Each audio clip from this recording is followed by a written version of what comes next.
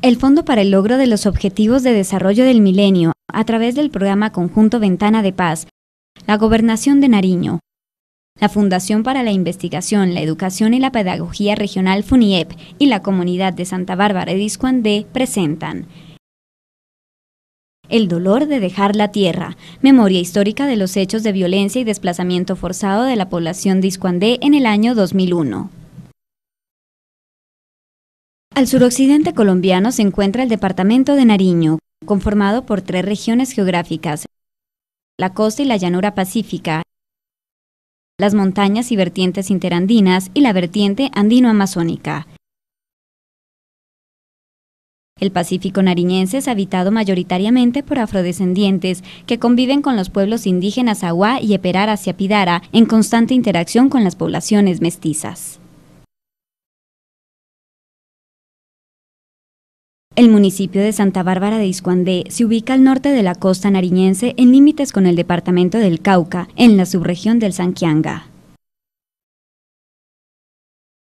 Este territorio de inmensa riqueza natural se ha convertido desde hace 2 décadas en uno de los escenarios del conflicto interno colombiano.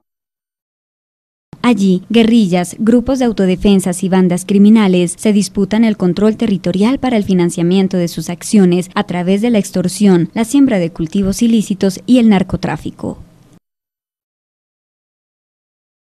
Hacia 1990, empresarios foráneos llevaron hasta Iscuandé las retroexcavadoras para prolongar la explotación aurífera, dando paso a la bonanza minera.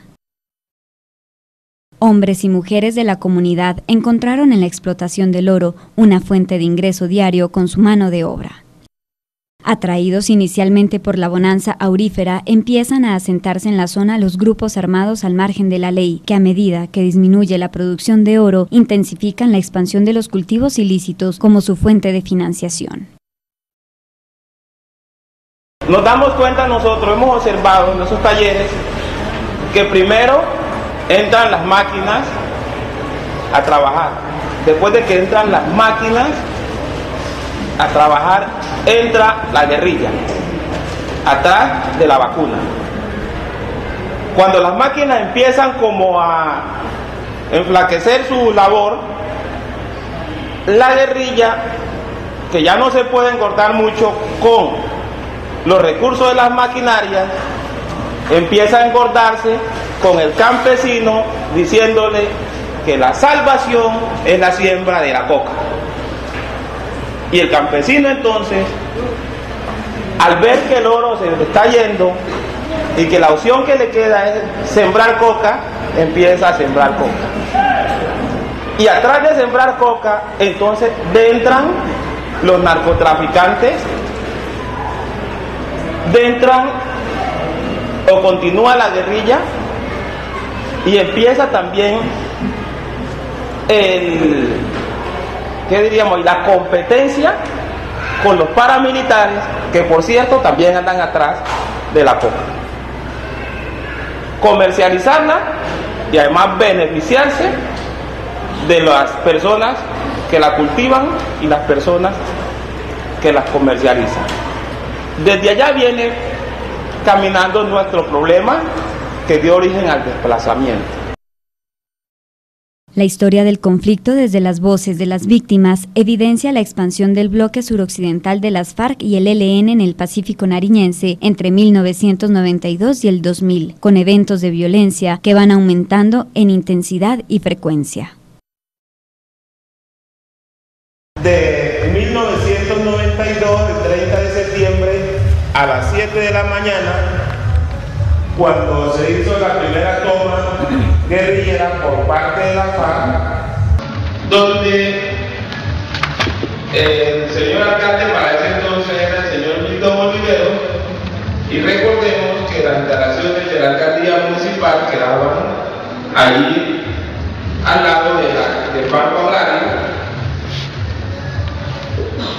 Es bueno recordar que en ese momento el cuerpo de policía era pequeño, pero que entre ellos murió el comandante de la policía, murió una niña que era hija de él, había llegado la noche anterior, también fue herida la esposa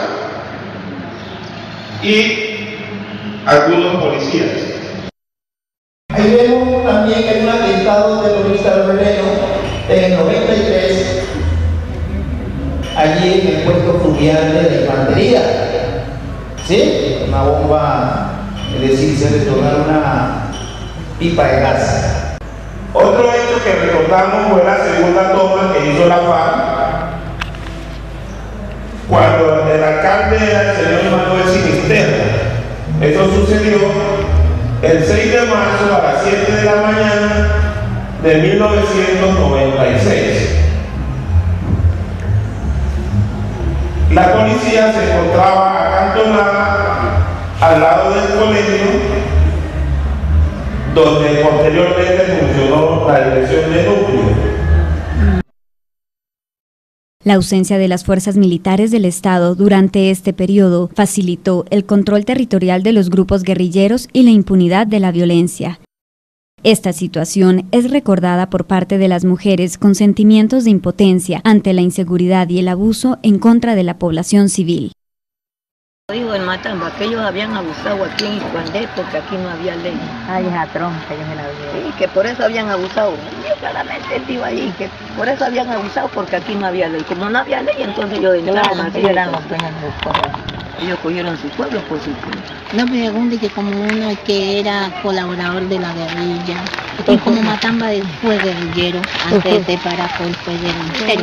Ah, ya. Fue guerrillero.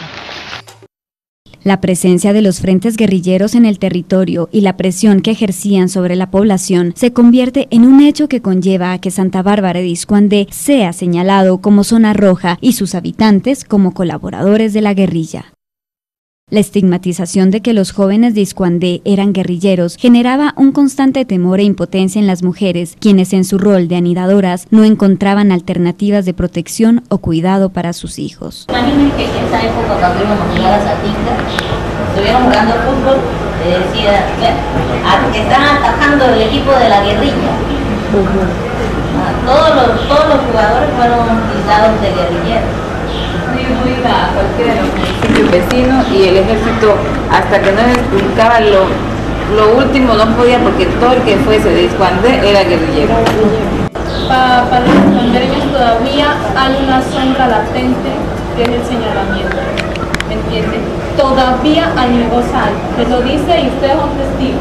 Ustedes afuera siempre se nos dice que somos guerrilleros, o sea que todos los iscuandereños somos guerrilleros y por eso es que nos tratan inclusive. ¿Y a razón de que por medio de esto se nos quite ya como ese estigma que nos tienen acá en la región? Para los iscuandereños, cada vez es más difícil mantenerse al margen del conflicto, ya que la población civil empieza a convertirse en el foco de los distintos actores armados, utilizándolos como informantes, proveedores o identificándolos como posibles enemigos. Los militares dicen que somos colaboradores de la guerrilla y que por eso estamos involucrados en el conflicto. Los guerrilleros, porque nos vieron conversando con algún militar, somos informantes. Los paramilitares, porque nos vieron conversando con la guerrilla, somos guerrilleros. Y nos meten a nosotros, que no tenemos nada que ver con el conflicto, nos meten en ese conflicto. Ahí nos embotellan a nosotros. 3 grupos armados contra nosotros. En el año 2001 se registran por lo menos 3 ingresos de grupos paramilitares a la comunidad de Iscuandé. En Iscuandé en una madrugada a las 5 de la mañana, que todo el mundo recuerda.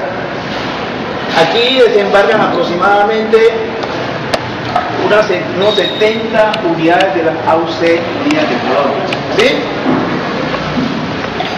Con brazalete y armas largas, fusiles. El primero de ellos ocurre en agosto, cuando un grupo armado arriba por el río, única vía de acceso a Iscuandé. 4 lanchas irrumpieron la calma de la madrugada. La población es separada por grupos como una táctica para diferenciar e identificar a posibles objetivos militares. Seguidamente, aplican rigurosos interrogatorios a los hombres entre los 15 y 50 años, obligándolos a entregar las armas de fuego.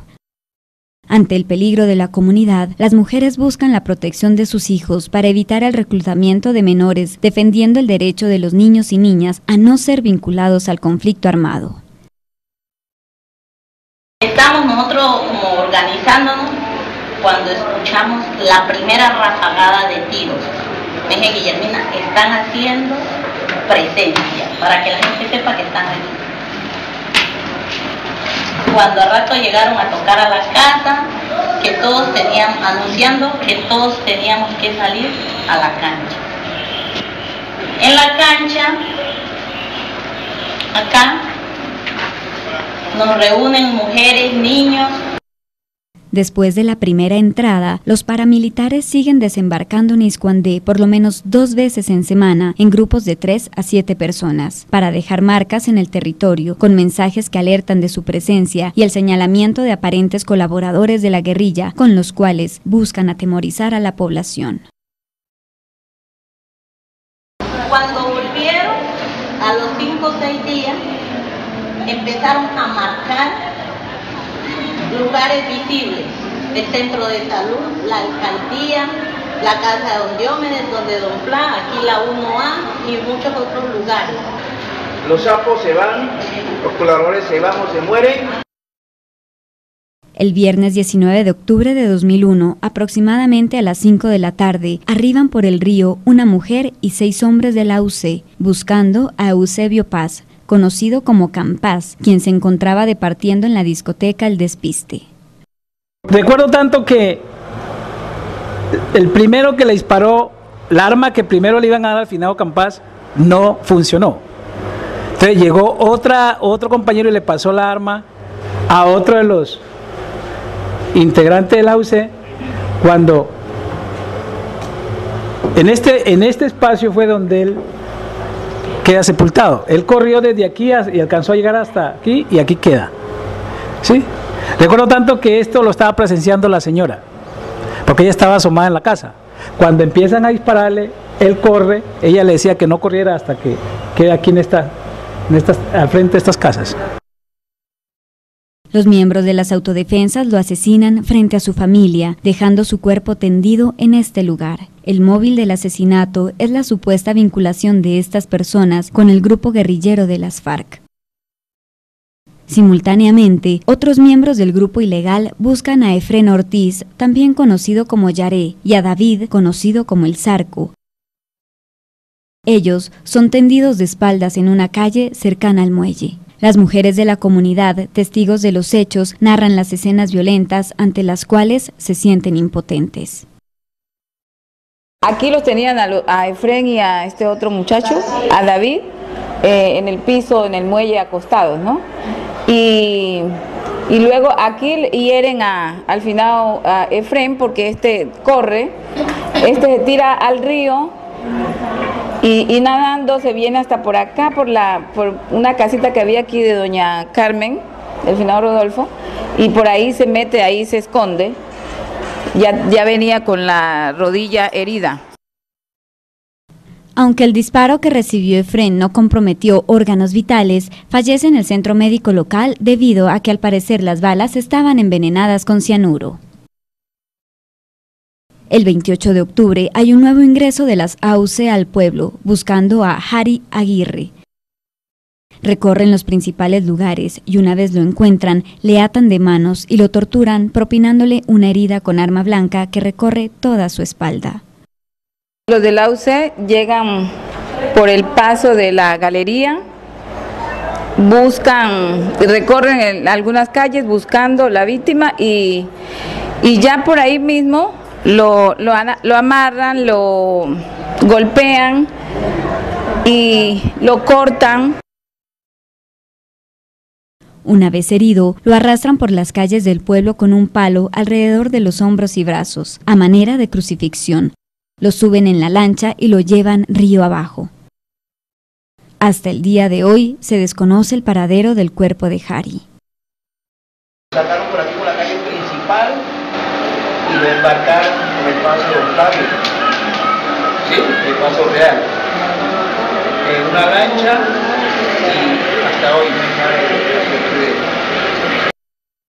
El autor material del crimen, alias Matamba, ha confesado 10 años después que Jari fue asesinado, desmembrado y lanzado al río. Su madre narra con gran dolor las posibles torturas que ha oído recibió su hijo antes de morir. Lamenta profundamente no poder dar sepultura a su cuerpo y vivir con el fantasma de su desaparición. Con el dolor de la pérdida de sus seres queridos de una manera violenta, también tienen que enfrentar los inciertos y obstáculos de protección, acceso a la justicia como víctimas sobrevivientes. Desde el 21 de octubre, con los asesinatos de Campás y Efrén, se inicia el desplazamiento gota a gota de algunos habitantes. Son las mujeres que con sus familias huyen como una forma de protección de sus hijos, hijas, nietos o nietas. Pues ellas comentan que en ese momento, después que los mataron a ellos, bueno, ellos se fueron para arriba, prácticamente para ellos, para doña Felicia y la familia, desde ahí inició el desplazamiento, porque se fueron hacia la parte de arriba. Después del entierro, luego también hubieron personas que se fueron evacuando, unos para arriba y otros para abajo. Entonces, como ahí inició el desplazamiento, acá tenemos el 21 de octubre. ¿Sí? Esto fue el 19 de octubre. El 21 de octubre prácticamente fue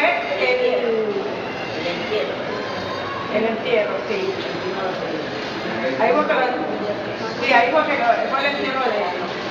Bueno, apenas terminaron, salieron del acto fúnebre, la gente se fueron, iniciaron a desplazar para diferentes lugares. Algunos se fueron para la parte de arriba, algunas veredas, y otros se fueron para abajo. El 28 de octubre, después de la desaparición de Jari Aguirre y frente a las amenazas de regreso del grupo paramilitar para cometer nuevos asesinatos, crece la incertidumbre sobre la seguridad y tranquilidad en el territorio y se desencadena el desplazamiento masivo de la población hacia la zona rural de Santa Bárbara de Iscuandé y hacia otros municipios de la región. Porque de ahí salimos a Cali, salimos a Guapi, al Charco, Buenaventura. Desde las 5 de la mañana, o creo antes de las 2 de la mañana, empezó la gente a salir de Iscuandé, porque no sabíamos quién eran los demás. Ya, no sabíamos quién eran los demás de la lista. Y había mucha preocupación porque se sonaban nombres que andaban ahí. Entonces el pueblo se ocupó. En ese entonces el pueblo tenía aproximadamente, y no estoy equivocado, unas 2.000 personas, ¿sí? O unas 1.800, algo así. Apenas quedamos 11. Los guardianes del pueblo. Dentro de la memoria colectiva de Iscuandé hay un reconocimiento especial para los guardianes del pueblo. Un grupo de personas, mayoritariamente hombres, que decidieron resistir al desplazamiento y a la violencia y se quedaron en el territorio protegiendo las pertenencias de quienes debieron marcharse. Los 11 que nos quedamos, que yo era el jefe de esa desafío 2001, nos quedamos por dos cosas. Primero, porque no debíamos a nadie nada. Segundo, pensamos que ellos no se iban a equivocar con nosotros. Tercero, el sentido de pertenencia nuestro no nos permite. Preferíamos morir antes que dejar nuestro pueblo. La permanencia de los guardianes en el territorio, a pesar de las amenazas y el control territorial de los grupos armados, se considera un acto de resistencia que además mantiene la esperanza en la región. Los guardianes buscaron gestionar el apoyo de las autoridades militares de la zona para la protección del pueblo, sin lograr un acompañamiento efectivo duradero. Al otro día nos embarcamos con el señor Gordito que estaba a mi lado, con Adolfo Caicedo, el mayor que estaba ahí. Nos fuimos al Charco, a Guapi. Hablamos con la policía de Guapi porque era la que generaba más confianza para nosotros. Pero nos dijeron que no podían hacer nada porque era un departamento distinto a nuestro. Que habláramos con la infantería, fuimos a la infantería, estuvimos hablando. Entonces estuvimos allá hablando con la infantería y la infantería nos dijo que al otro día venían. ¿Ya? Efectivamente al otro día vinieron. Llegaron aquí a eso de las 9 de la mañana, estuvieron todo el día caminando por allá y para acá, aquí en el pueblo, nos interrogaron, le explicamos lo que había sucedido, pero a las 4 de la tarde de acuerdo, los dejaron de nuevo aquí, solos.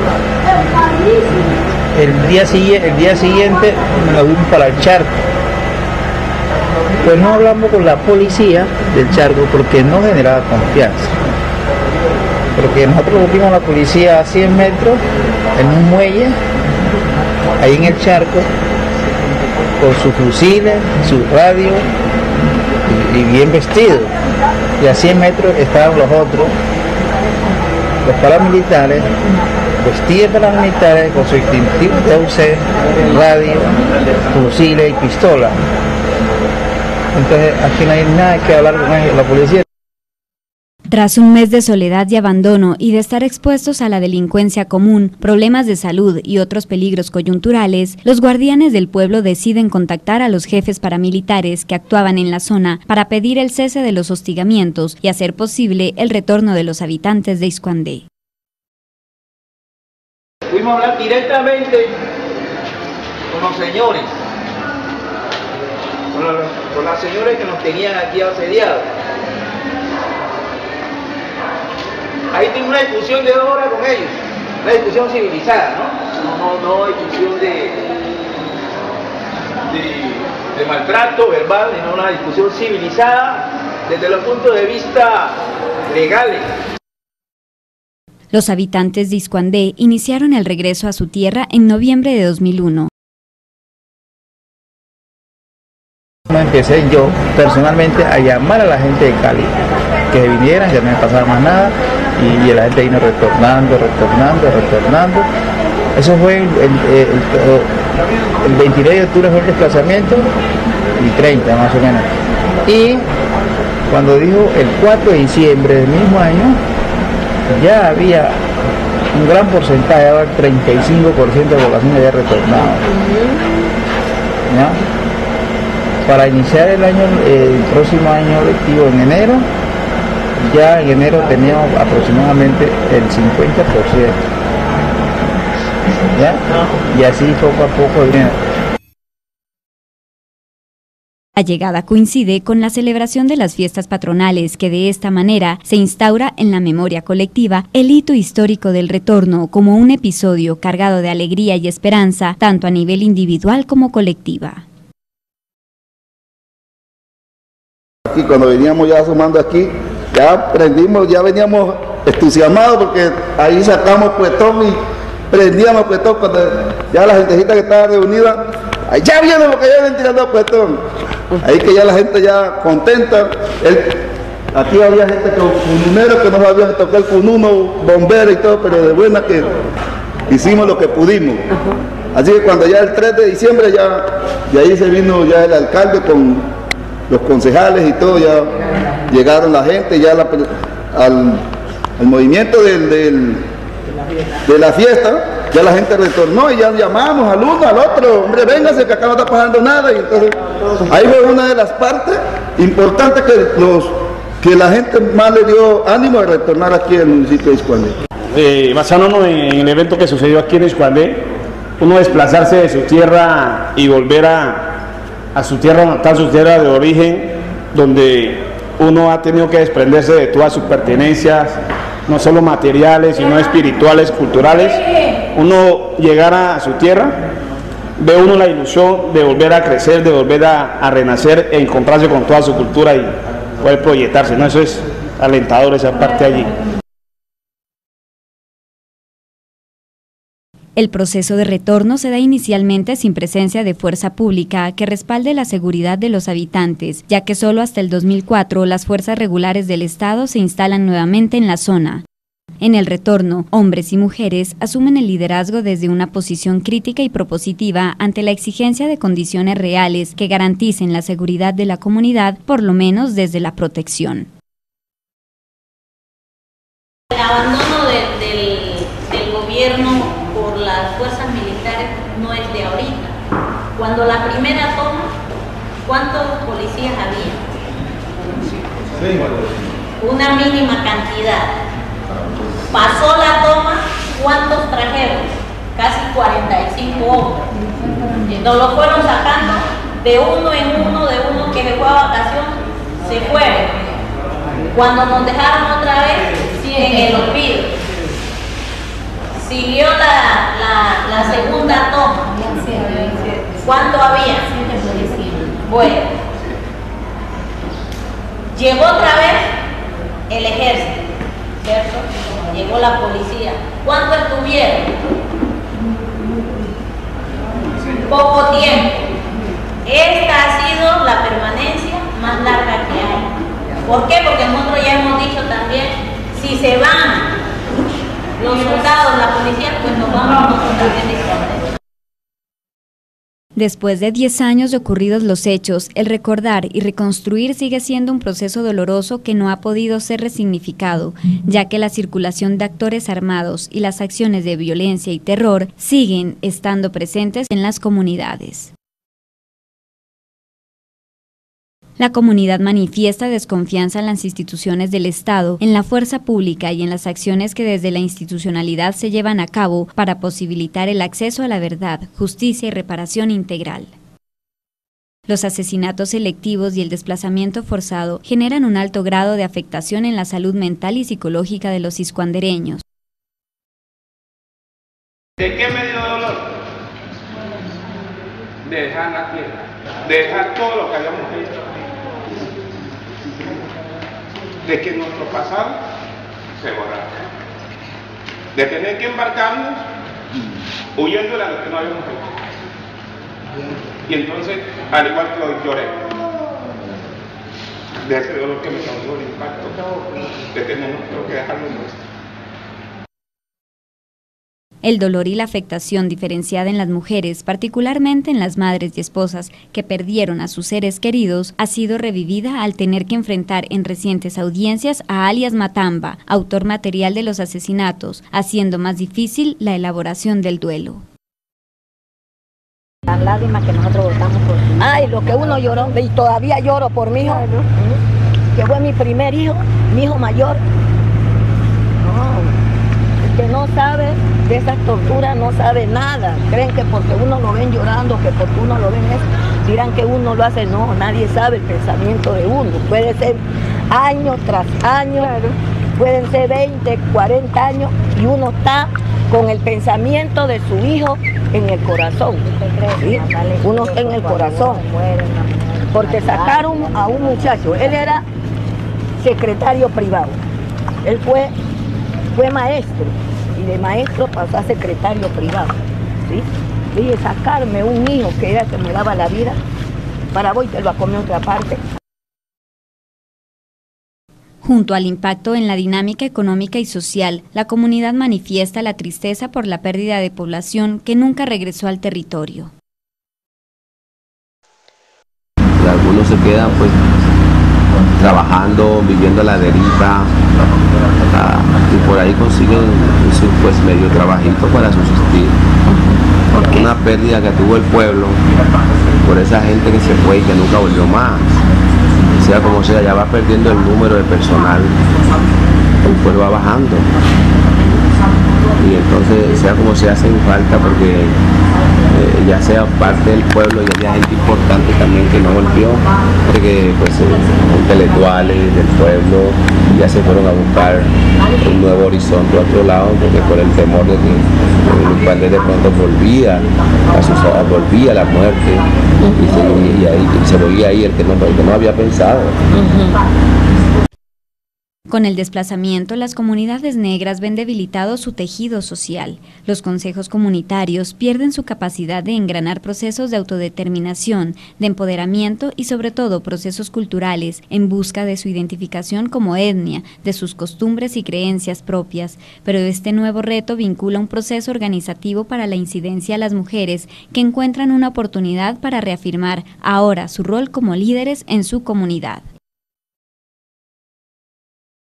Los habitantes de Santa Bárbara de Iscuandé hacen énfasis en la presencia de grupos armados en la región, que continúan la disputa por el control territorial, especialmente de las vías fluviales en el Pacífico nariñense. De esta manera se observa una violación frontal de uno de los principios del derecho internacional humanitario al vincular a la población civil en el conflicto armado.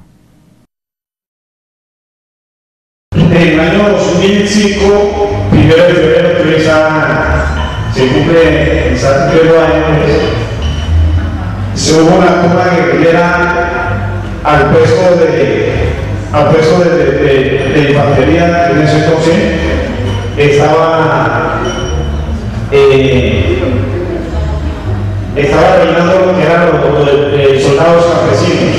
Entonces, aproximadamente, como dijo el anterior, nos ponente 16 muertos, con una numeración de 25 heridos en total.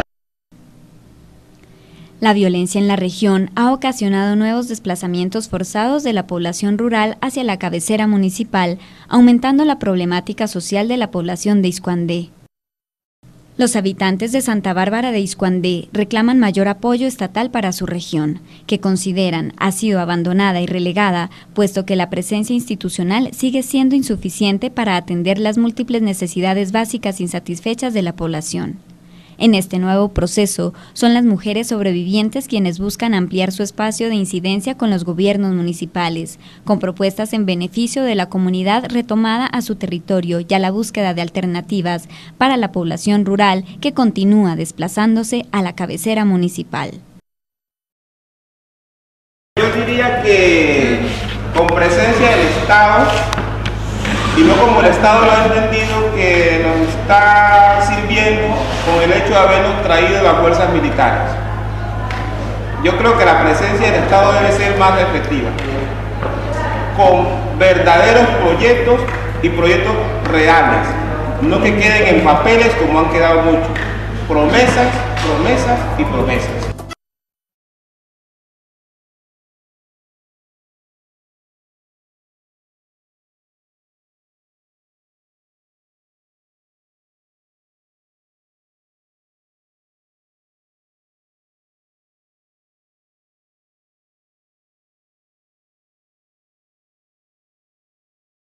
Se necesita más educación, mejor salud. Había un centro, un hospital bien montado en cualquiera de los pueblos de la costa. Al vez de nosotros coger y prestar, porque hay gente que no tiene la plata, se enfermó un pariente, hay que prestar platica para sacarlo a la ciudad de Cali, para ver si el paciente no se muere. Pero si hubiera un centro hospitalario con todo lo de la ley, como lo tiene la ciudad, sería otro tipo de vida para la costa en cuanto a la salud hablamos. Los habitantes esperan que exista un proceso de acompañamiento psicosocial y psicológico más estable, que les ayude a mitigar y superar los impactos de la violencia. Esto lo han posicionado las mujeres, quienes desde organizaciones propias como la Mesa Municipal de Mujeres hacen promoción de derechos y buscan respaldo institucional para hacer visible la necesidad de la atención psicosocial a la población sobreviviente. Es muy lamentable que el gobierno no haya puesto empeño en brindarnos a nosotros una atención psicológica en el bienestar social de nosotros y en lo económico. Quieran o no quieran, nosotros necesitamos de sustento para poder vivir. Que esto llegue hasta ellos. Un aspecto importante de la situación actual tiene que ver con los procesos de reparación integral a las familias de las víctimas asesinadas durante los hechos del 2001. Estos procesos se iniciaron hace poco y las familias no tienen claridad sobre los aspectos legales y garantías que les cobijan, ni tampoco sobre la ruta y el proceso a seguir para agilizar el acceso a tal reparación. Para las familias de las víctimas tiene mucha importancia poder acceder a la verdad, justicia y reparación y, sobre todo, conocer la verdad de los hechos y poder confrontar a aquel que fue su victimario. Actitud valerosa y decidida que es liderada por las mujeres quienes piden la verdad como condición necesaria para la justicia y alcanzar algún día la paz. Le dije, ¿por qué le diste esa muerte tan cruel? Me dijo, no, yo le metí una sola cortada, que fue de la espalda hasta abajo. ¿Y por qué lo destrozaron? ¿Por qué lo partieron con motosierra? Me dijo, el que hizo eso fue Bota. ¿A dónde lo dejaste? Nosotros, me dice, lo dejamos al frente de Satimba. Ahí quedó. Le dije, ¿qué va a haber ahí si eso ya el agua se lo lleva? Ahí ya no hay nada. ¿Quién dijo eso? El Matamba. El Matamba, él no lo negó. Sí. Él no negó nada. Entonces llegó el abogado y le dijo, ¿y qué culpa tuvo ese muchacho que vos lo mataste? Él no era marihuanero, él no era coquero, él no era nada, él trabajaba aquí en la alcaldía como secretario privado. ¿Sí? Él fue maestro. Sí, le dije, él fue maestro, yo estuve con él. Él fue mi maestro. Y entonces le digo al abogado, ¿por qué lo hiciste? ¿Por qué lo hiciste? ¿Qué te hizo? Decir que la madre de ese muchacho está preguntando qué él hizo, qué motivo hizo, no lo negues. Entonces llegó y se puso a llorar. Y ahí me dijo él, se puso a llorar. Me dijo, mi Rosa, vean, está llorando. Lo que las otras no han hecho, vean lo que usted está haciendo. Le dije, ¿por qué llora? Que no llore, porque él ya lo hizo. Me dijo, él perdóneme. Le dije yo, señor abogado, coge usted el micrófono y acabe de preguntar, porque yo ya no tengo el corazón de estar preguntándole cosas. Alias Matamba ha confesado ser el autor material de estos y otros asesinatos en la región. Sin embargo, se ha dejado claro que actuó bajo el mando de alias J y Pablo Sevillano, este último extraditado a Estados Unidos. Las mujeres han asumido un rol de ciudadanas sujetas de derechos con conocimientos de las leyes en torno a las víctimas y una actitud propositiva respecto a la exigencia de sus derechos. Por otro lado, los temas psicológicos, sociales y comunitarios, yo pienso que todavía está latente, digamos, esas consecuencias del desplazamiento. Entonces, al hablar de recuperación, yo lo asimilo como que realmente hayamos hecho unas redes o unas instituciones nos hayan apoyado para recuperar lo que se perdió, y ahí es cuando me surge a mí la duda, ¿será que nos hemos recuperado? ¿Será que alguien ha realmente hecho algo para esa recuperación?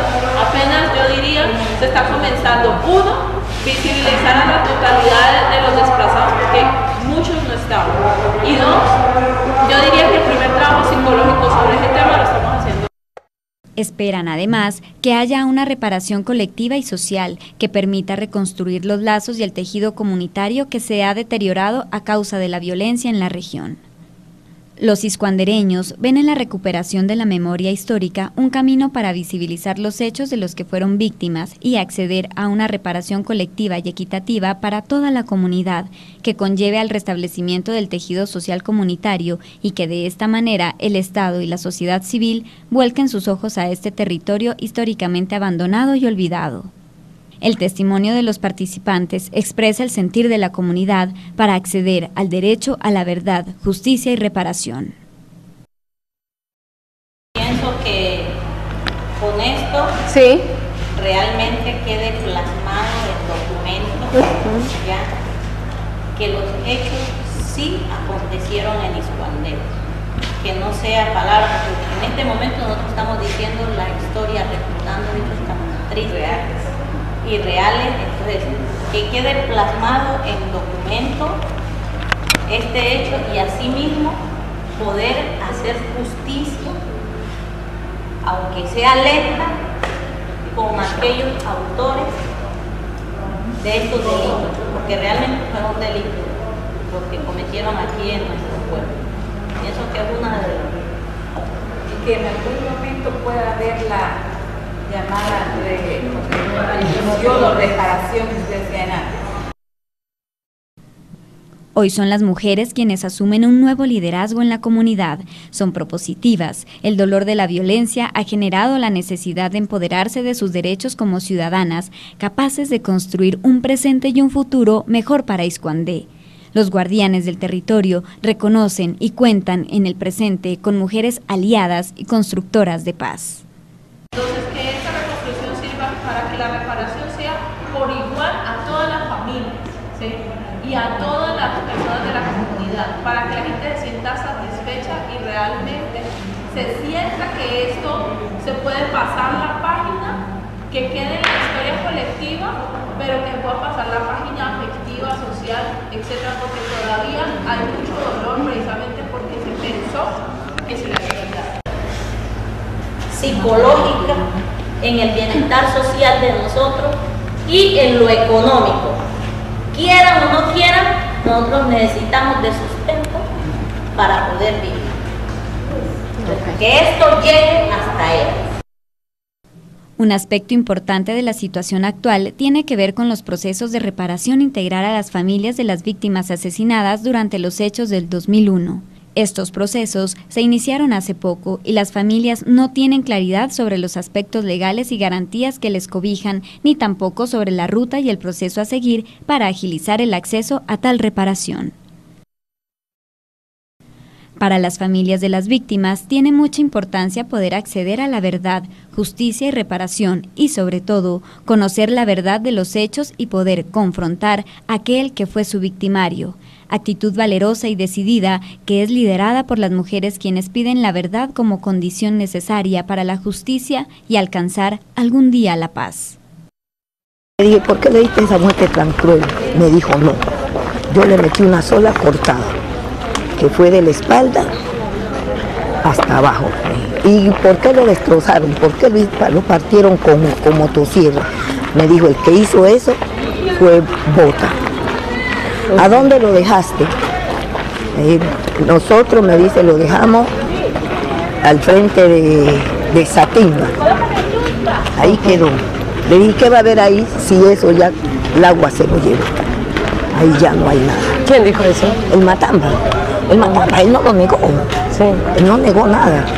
Entonces llegó el abogado y le dijo, ¿y qué culpa tuvo ese muchacho que vos lo mataste? Él no era marihuanero, él no era coquero, él no era nada, él trabajaba aquí en la alcaldía como secretario privado. ¿Sí? Él fue maestro, sí le dije, él fue maestro, yo estuve con él, él fue mi maestro. Y entonces le digo al abogado, ¿por qué lo hiciste? ¿Por qué lo hiciste? ¿Qué te hizo? Decir que la madre de ese muchacho está preguntando qué él hizo, qué motivo hizo, no lo negues. Entonces llegó y se puso a llorar. Y ahí me dijo él, se puso a llorar. Me dijo, mi Rosa, vean, está llorando. Lo que las otras no han hecho, vean lo que usted está haciendo. Le dije, ¿por qué llora? Que no llore, porque él ya lo hizo. Me dijo, él perdóneme. Le dije yo, señor abogado, coge usted el micrófono y acabe de preguntar, porque yo ya no tengo el corazón de estar preguntándole cosas. Alias Matamba ha confesado ser el autor material de estos y otros asesinatos en la región. Sin embargo, se ha dejado claro que actuó bajo el mando de alias J y Pablo Sevillano, este último extraditado a Estados Unidos. Las mujeres han asumido un rol de ciudadanas sujetas de derechos con conocimientos de las leyes en torno a las víctimas y una actitud propositiva respecto a la exigencia de sus derechos. Por otro lado, los temas psicológicos, sociales y comunitarios, yo pienso que todavía está latente, digamos, esas consecuencias del desplazamiento. Entonces, al hablar de recuperación, yo lo asimilo como que realmente hayamos hecho unas redes o unas instituciones nos hayan apoyado para recuperar lo que se perdió, y ahí es cuando me surge a mí la duda, ¿será que nos hemos recuperado? ¿Será que alguien ha realmente hecho algo para esa recuperación? Apenas, yo diría, se está comenzando, uno, visibilizar a la totalidad de los desplazados, porque muchos no estaban, y dos, yo diría que el primer trabajo psicológico sobre ese tema lo estamos haciendo. Esperan además que haya una reparación colectiva y social que permita reconstruir los lazos y el tejido comunitario que se ha deteriorado a causa de la violencia en la región.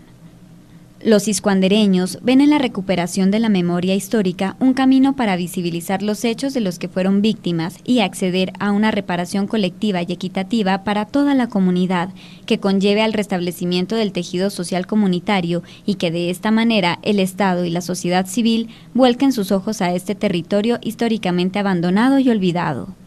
El testimonio de los participantes expresa el sentir de la comunidad para acceder al derecho a la verdad, justicia y reparación. Pienso que con esto realmente quede plasmado el documento, ya, que los hechos sí acontecieron en Iscuandé, que no sea palabras, porque en este momento nosotros estamos diciendo la historia, recordando hechos tristes y reales, entonces que quede plasmado en documento este hecho y asimismo poder hacer justicia, aunque sea lenta, con aquellos autores de estos delitos, porque realmente fue un delito lo que cometieron aquí en nuestro pueblo. Pienso que es una de las... Y que en algún momento pueda haber la llamada restitución o reparación que ustedes decían antes. Hoy son las mujeres quienes asumen un nuevo liderazgo en la comunidad. Son propositivas. El dolor de la violencia ha generado la necesidad de empoderarse de sus derechos como ciudadanas, capaces de construir un presente y un futuro mejor para Iscuandé. Los guardianes del territorio reconocen y cuentan en el presente con mujeres aliadas y constructoras de paz.